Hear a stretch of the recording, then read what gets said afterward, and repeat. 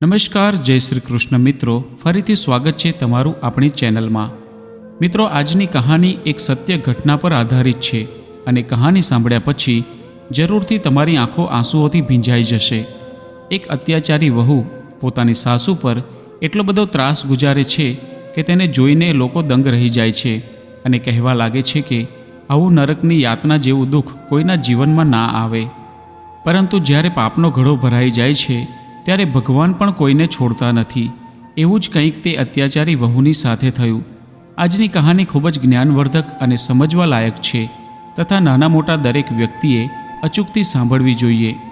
તો મિત્રો, તમને વિનંતી છે કે આ વિડીયોના અંત સુધી જોડાયેલા રહેજો અને વિડીયો પસંદ આવે તો લાઈક શેર કરજો અને હજુ સુધી જો તમે અમારી ચેનલને સબસ્ક્રાઈબ ના કરી હોય તો અત્યારે જ સબસ્ક્રાઈબ કરી દેજો તથા કોમેન્ટ બોક્સમાં હર હર મહાદેવ જરૂરથી લખી દેજો, જેથી ભગવાન ભોલેનાથની કૃપા આપણા સૌ પર નિરંતર બની રહે।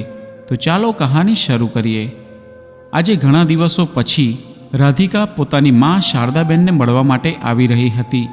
તેને મનમાં ને મનમાં શ્વાસની બીમારીથી પીડાતી પોતાની વૃદ્ધ માની ચિંતા સતાવી રહી હતી, પરંતુ તે પોતાના પિયરમાં વધારે વખત નહોતી આવતી। તેનું કારણ હતું તેની ભાભીનો ખરાબ વ્યવહાર, પરંતુ જ્યારે પોતાની જાતને રોકી શકવી તેના માટે ખૂબ જ કઠિન બની જતું ત્યારે તે બધું ભૂલાવીને પોતાના પિયરમાં આવી જતી હતી। રાધિકાનું પિયર દિલ્હીમાં હતું અને સાસરી ગુડગાંવમાં હતી। તેના પિયરમાં તેની મા સિવાય તેનો એકનો એક ભાઈ અને ભાભી રહેતા હતા। રાધિકા તેના ભાઈથી 8 વર્ષ મોટી હતી।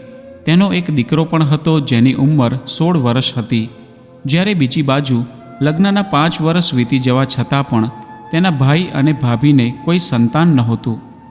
જેવો જ રાધિકાએ ઘરમાં પ્રવેશ કર્યો તો ચારે બાજુ સન્નાટો પ્રસરેલો હતો। તેની ભાભી જ્યોતિ બહાર આવી ત્યારે રાધિકાને જોઈને તેણે મોં ચડાવી દીધું અને ત્યારબાદ મોં પર બનાવટી હાસ્ય લાવીને નમસ્તે રામ રામ કહીને ફોર્માલિટી પૂરી કરી દીધી। પછી રાધિકા બોલી, ભાભી, મા ક્યાં છે? મોટી બેન, માજી તો પોતાના રૂમમાં સૂઈ રહ્યા છે। આવું કહીને જ્યોતિ રસોડામાં ચાલી ગઈ। અરે, સૂરજ તો માથા પર આવી ચૂક્યો છે અને હંમેશા જલ્દી ઉઠવાવાળી મારી મા અત્યાર સુધી સૂઈ રહી છે। તેની માના રૂમમાં આવીને રાધિકા બોલી, મા, તમારી તબિયત તો ઠીક છે ને?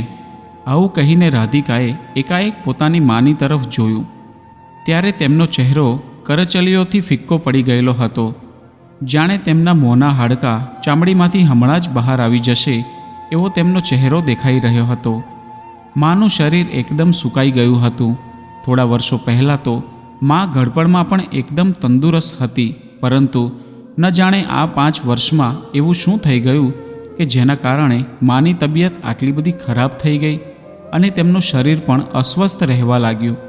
ત્યારે શારદાબેન પોતાની દીકરીને જોઈને ચહેરા ઉપર હાસ્ય લાવીને બોલ્યા, હા, ઠીક છે બેટા, તું મુસાફરી કરીને થાકી ગઈ હશે, તે ચા નાસ્તો કર્યો કે નહીં?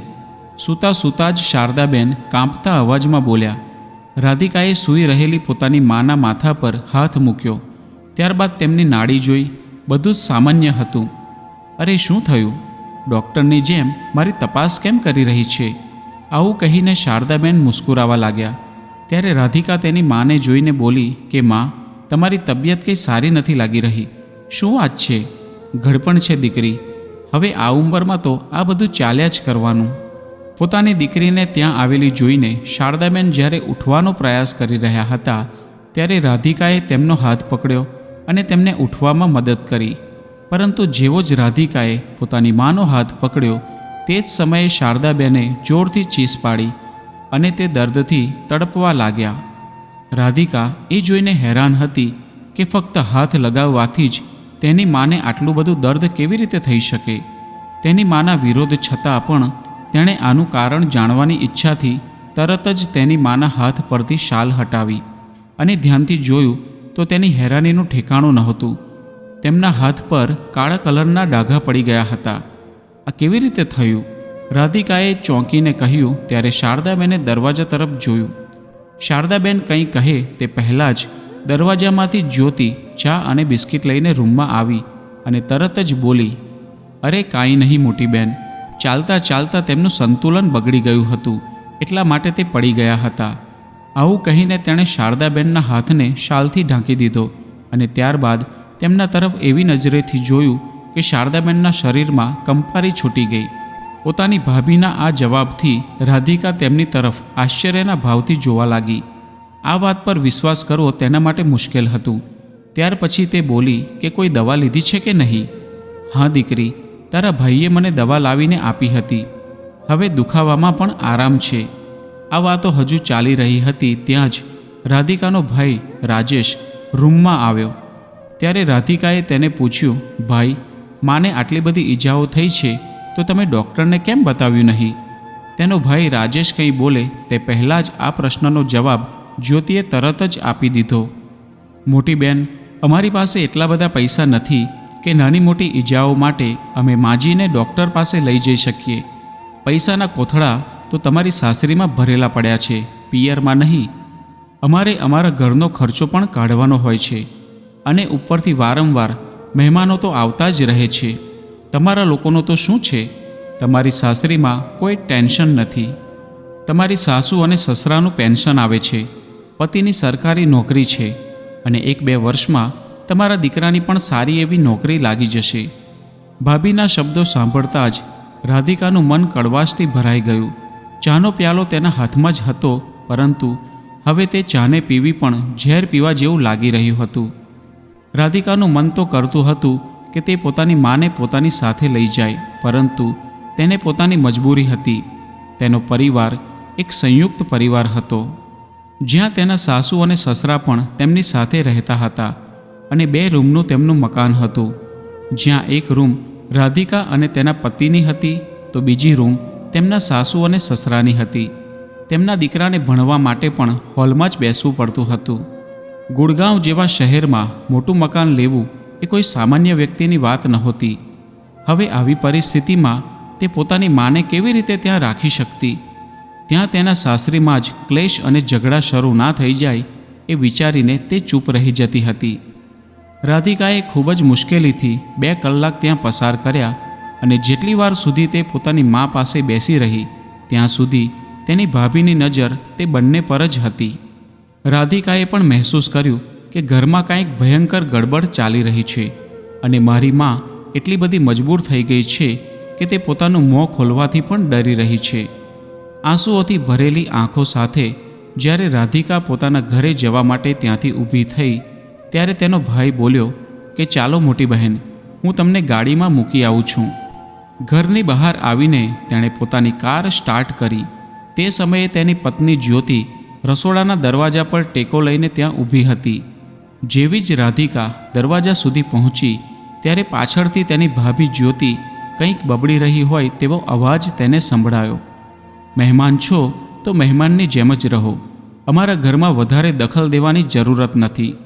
અપમાનનો આ કડવો ઘૂંટ પીને રાધિકા આંખોમાં આંસુ લઈને ઘરની બહાર નીકળી ગઈ. દિલ્હીથી ગુડગાંવ સુધીના સફરમાં બંને ભાઈ બહેન થોડા સમય માટે એકદમ ચૂપ રહ્યા. ત્યારબાદ થોડા સંકોચ સાથે અચકાઈને રાધિકા બોલી, ભાઈ, એક વાત પૂછું? જ્યારે માને ઈજા થઈ હતી ત્યારે તમે ઘરે હતા? ના, હું નહોતો ઘરે.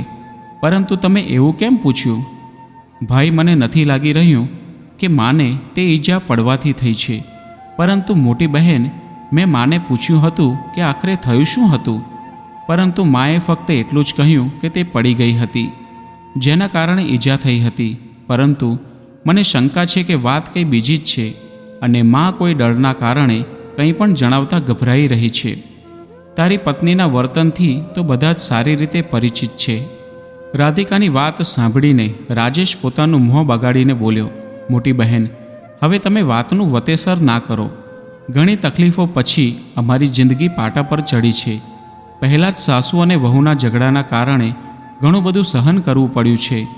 તમને બધું ખબર જ છે કે જ્યોતિએ નાની વાત પર દહેજનો એક જુઠ્ઠો કેસ અમારા પર કરી દીધો હતો અને અમને જેલની હવા પણ ખવડાવી હતી. પાછલા વર્ષોમાં મેં કેટલું સહન કરી લીધું છે તે બધી વાતોને યાદ કરીને આજે પણ હું ધ્રુજી ઉઠું છું. પરંતુ મોટી બહેન, હવે હું શાંતિથી જીવવા માગું છું. પોતાના ભાઈની વાત સાંભળીને રાધિકાએ તેને કંઈ પણ ન કહેવું એ યોગ્ય સમજ્યું, પરંતુ મનમાં ને મનમાં ઘણા બધા વિચારો ચાલી રહ્યા હતા. બીજી બાજુ તેના પતિ અને નણંદના ઘરની બહાર નીકળતા જ જ્યોતિ તેની સાસુના રૂમમાં આવી અને શારદાબેનને ખભાથી પકડીને જોર જોરથી હલાવવા લાગી.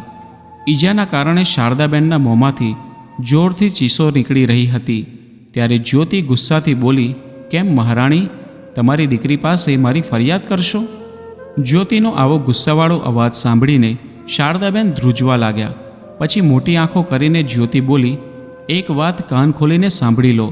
જો તમે ઘરની વાત બહાર કોઈને કહી છે તો મારા પપ્પાને કહીને દહેજના કેસમાં તમને અને તમારા આખા પરિવારને એવા ફસાવી દઈશ કે તમને તમારી નાની યાદ આવી જશે.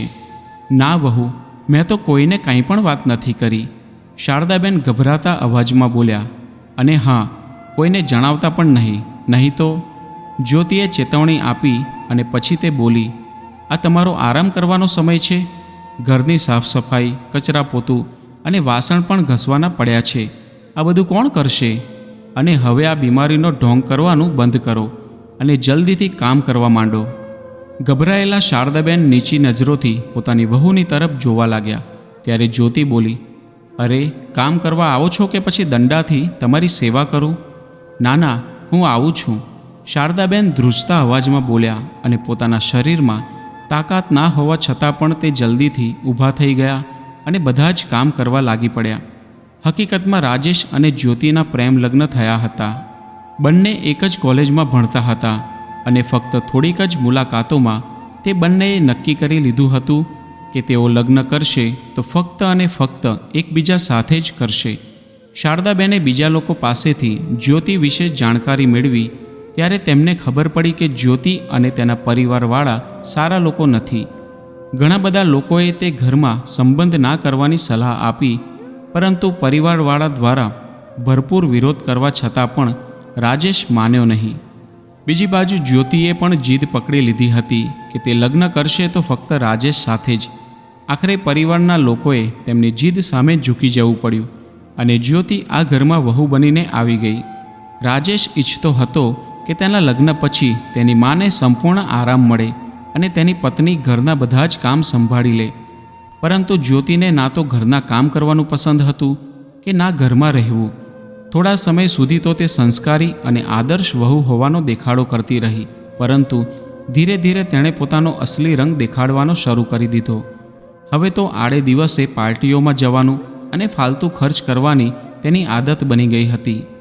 હંમેશા રાજેશના કામ પર ગયા બાદ તે ફરવા નીકળી જતી અને સાંજે તે ઘરે પાછી આવતી હતી. જ્યારે પણ તે ઘરે રહેતી ત્યારે કોઈ પણ પ્રકારની જવાબદારી નહોતી સંભાળતી. શારદાબેન જ્યારે આ વિશે પોતાની વહુને સમજાવવાની કોશિશ કરતા ત્યારે ઉપરથી જ્યોતિ તેમની પર જ વરસી પડતી.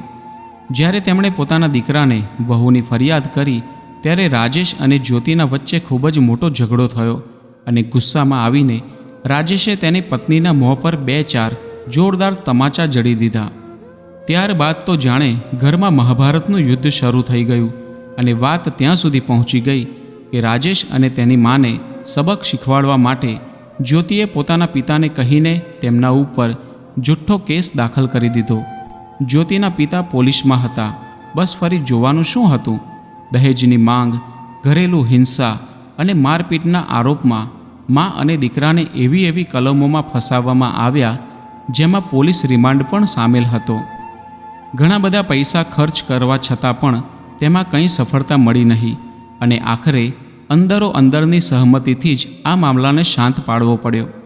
ત્યારબાદ તો જાણે તે ઘરમાં ફક્ત જ્યોતિનું જ રાજ ચાલવા લાગ્યું અને બીજી બાજુ શારદાબેનના મનમાં પોતાની વહુના પ્રત્યે એવો ડર બેસી ગયો કે જ્યોતિ દ્વારા કરવામાં આવતા અત્યાચારોનો પણ તે કોઈ પણ જવાબ નહોતા આપી શકતા અને કોઈને ફરિયાદ પણ નહોતા કરી શકતા.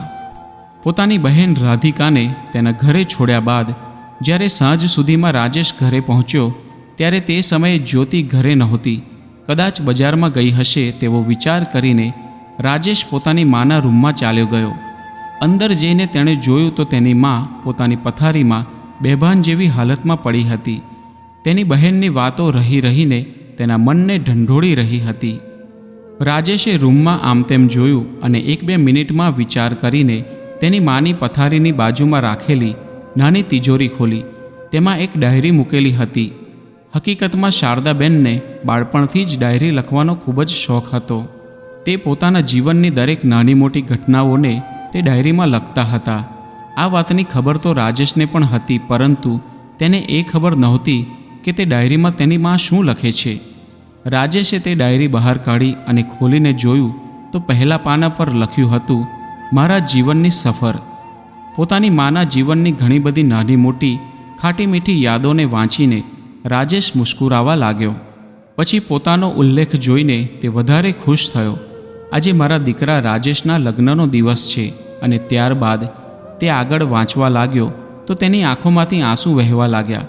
ડાયરીના આગળના પાના પર શારદાબેને તેમની વહુ દ્વારા તેમના પર કરવામાં આવેલા દરેક અત્યાચારનો ઉલ્લેખ કરેલો હતો, જેને વાંચીને રાજેશના રૂવાડા ઊભા થઈ ગયા અને આંખોમાંથી આંસુઓની ધારા વહેવા લાગી. આજે વહુએ મારા માથા પર દંડાથી હુમલો કર્યો, મારા મોં પર ગરમ ચા ઢોળી દીધી, મારા વાળ ખેંચ્યા. હે ભગવાન, મને આ અત્યાચારી વહુના શકંજામાંથી બચાવી લો. રાજેશ આ બધું વાંચીને સ્તબ્ધ રહી ગયો અને પોતાની રૂમમાં આવીને ડાયરીને પોતાની છાતીએ વળગાડીને તે ખૂબ જ રડવા લાગ્યો. તેના હૃદયને કોઈ પણ પ્રકારે ચેન નહોતું પડી રહ્યું.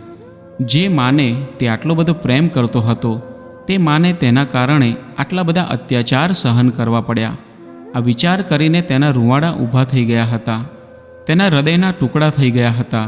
તે વિચારવા લાગ્યો કે સવારથી રાત સુધી હું મારા કામમાં એટલો બધો વ્યસ્ત રહેતો હતો કે મને ખબર જ નહોતી કે આ અત્યાચારી સ્ત્રી મારી મા સાથે આટલું ખરાબ વર્તન કરી રહી છે.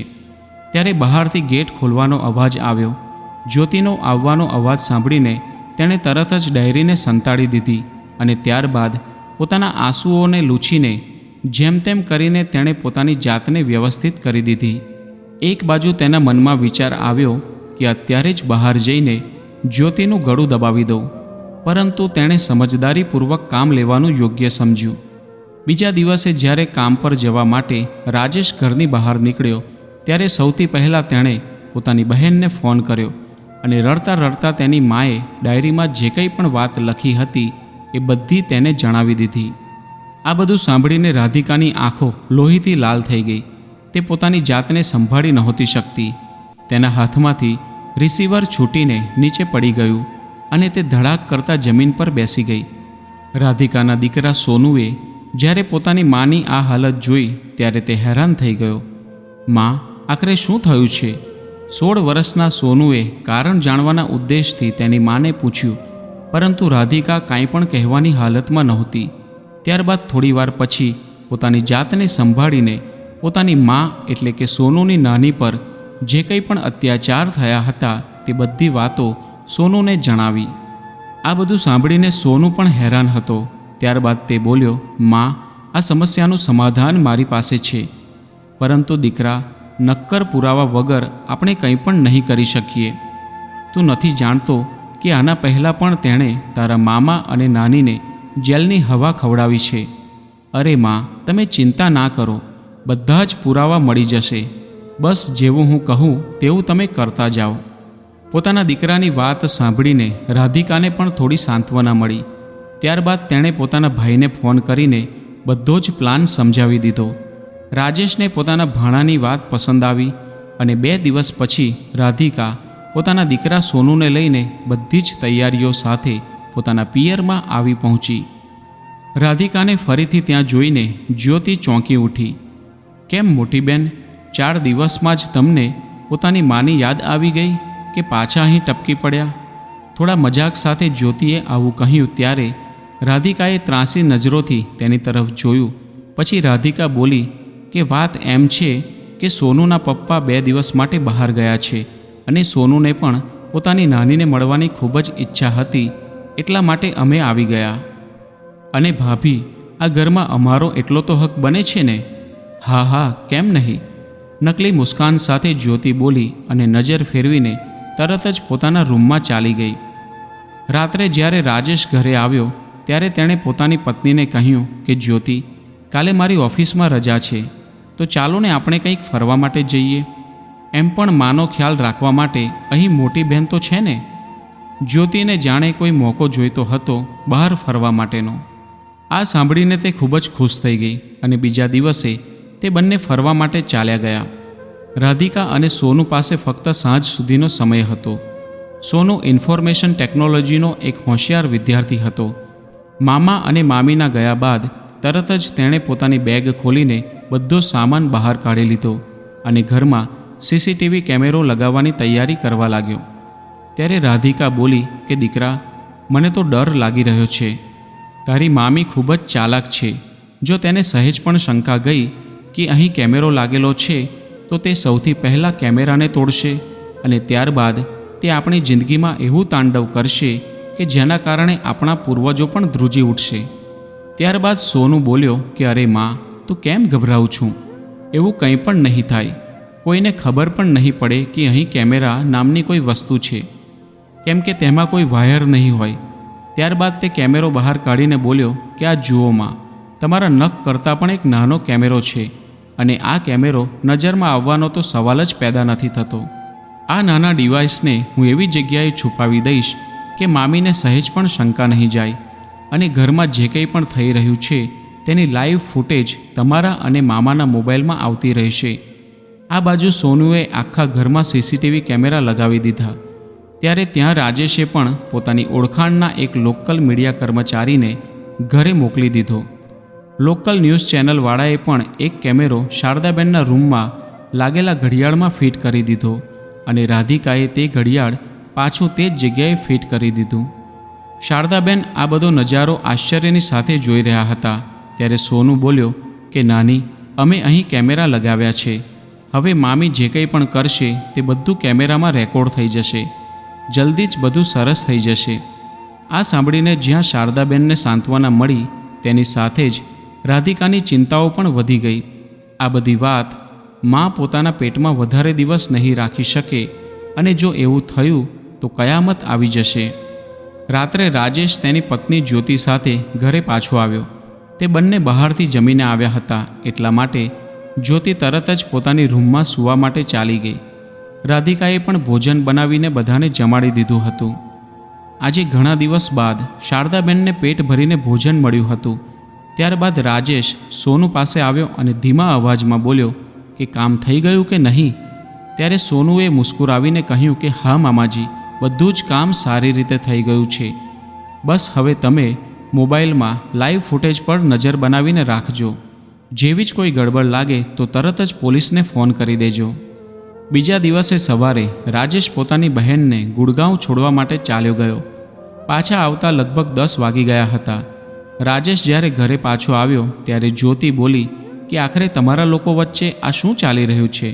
દરરોજ તમારી બહેન અહીં કેમ ટપકી પડે છે? ત્યારે રાજેશે કહ્યું કે આ તેનું પિયર છે. તે જ્યારે ઈચ્છે ત્યારે અને જેટલા દિવસો માટે ઈચ્છે તે અહીં પોતાના પિયરમાં આવી શકે છે. આવું કહીને રાજેશ પોતાના રૂમમાં ચાલ્યો ગયો અને તિજોરી ખોલીને તેમાં કંઈક શોધવા લાગ્યો. ત્યારે જ્યોતિ પણ તેની પાછળ પાછળ આવી ગઈ અને તે ઊંચા અવાજમાં બોલી કે હા હા, કેમ નહીં, અને તમે નોકરની જેમ તેમની સેવા ચાકરી કરવામાં લાગેલા રહેજો.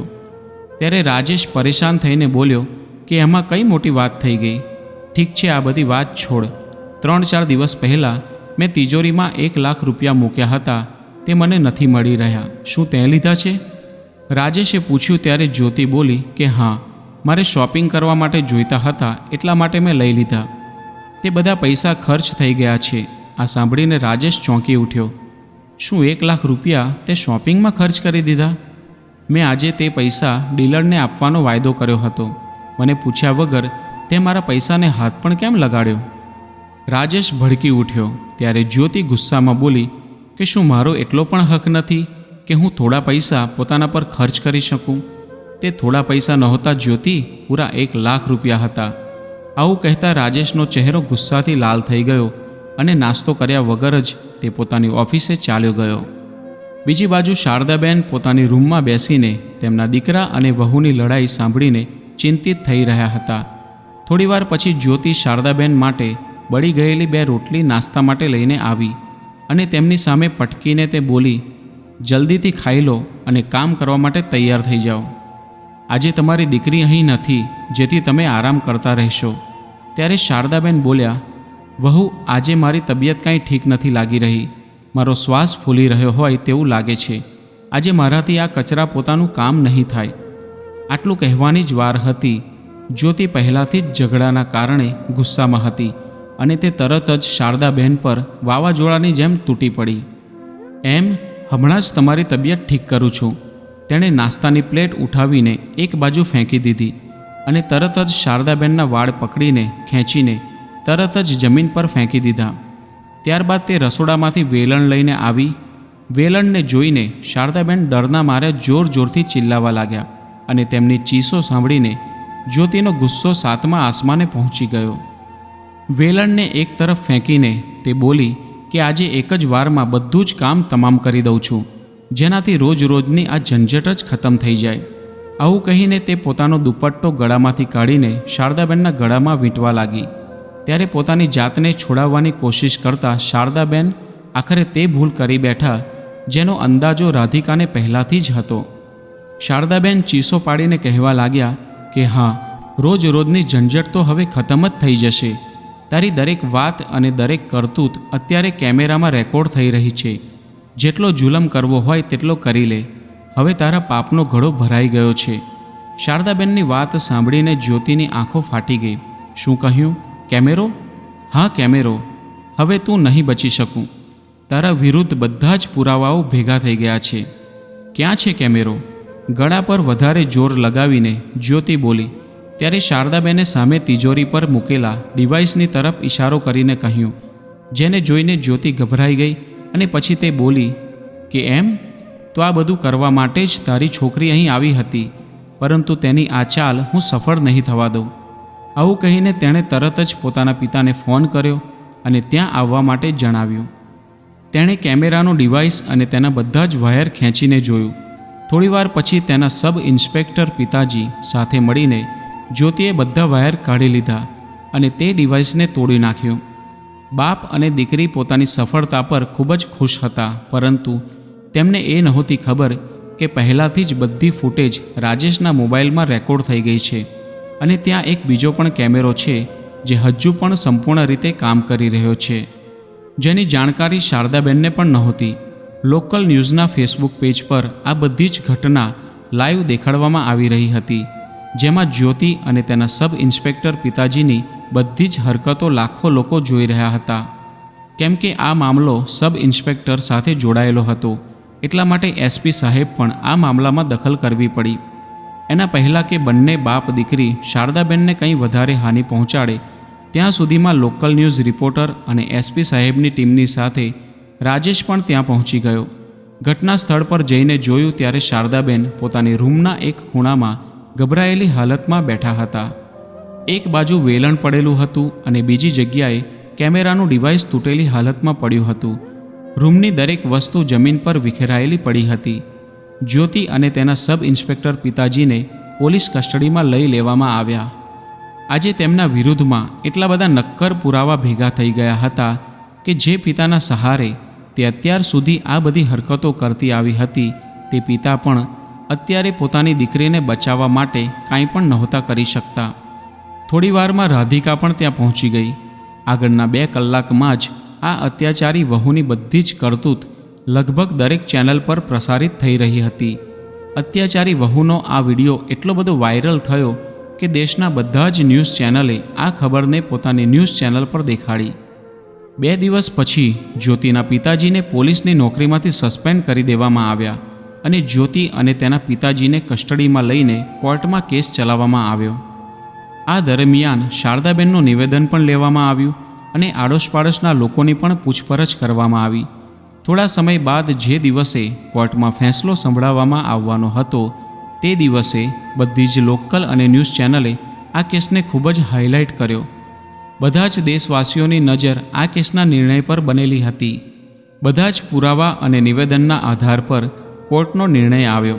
જ્યોતિના આ જઘન્ય કૃત્ય બદલ તેને આજીવન કેદની સજા ફટકારવામાં આવી અને તેના પિતાને પોલીસની નોકરીનો ખોટો ફાયદો ઉઠાવવાના અને પુરાવાનો નાશ કરવાનો પ્રયાસ કરવા બદલ 10 વર્ષની જેલની સજા ફટકારવામાં આવી. આ ફેસલાની સાથે જ આખો કોર્ટનો રૂમ તાલીઓના અવાજથી ગૂંજી ઉઠ્યો. તમામ દેશવાસીઓએ કોર્ટના આ નિર્ણયની પ્રશંસા કરી. આજે સોનુની હોશિયારી અને વિવેક બુદ્ધિને કારણે માત્ર શારદાબેનને જ તેની વહુના અત્યાચારમાંથી આઝાદી નહોતી મળી, પરંતુ રાજેશને પણ તેની ક્રૂર પત્નીની ગુલામીમાંથી આઝાદી મળી હતી. મિત્રો, જ્યારે કોઈ વ્યક્તિનો પાપનો ઘડો ભરાઈ જાય છે ત્યારે તે વ્યક્તિની મદદ માણસ તો શું, ભગવાન પણ નથી કરતા. અને ખોટા કામમાં સાથ આપવાવાળો વ્યક્તિ પણ એટલો જ ગુનેગાર બને છે જેટલો ખોટા કામ કરવાવાળો વ્યક્તિ બને છે, કેમ કે તેને કરેલી ખોટી મદદ કેટલીય જિંદગીઓને બરબાદ કરી નાખે છે. તો મિત્રો, આજની કહાની તમને કેવી લાગી તે કોમેન્ટ કરીને જરૂર જણાવજો. અને વિડીયો પસંદ આવ્યો હોય તો લાઈક અને શેર કરજો, તથા ચેનલ પર નવા હોય તો ચેનલને સબસ્ક્રાઈબ જરૂરથી કરજો. ફરી મળીશું એક નવા વિડીયો સાથે. જય સ્વામિનારાયણ, જય શ્રી રામ, જય શ્રી કૃષ્ણ, હર હર મહાદેવ.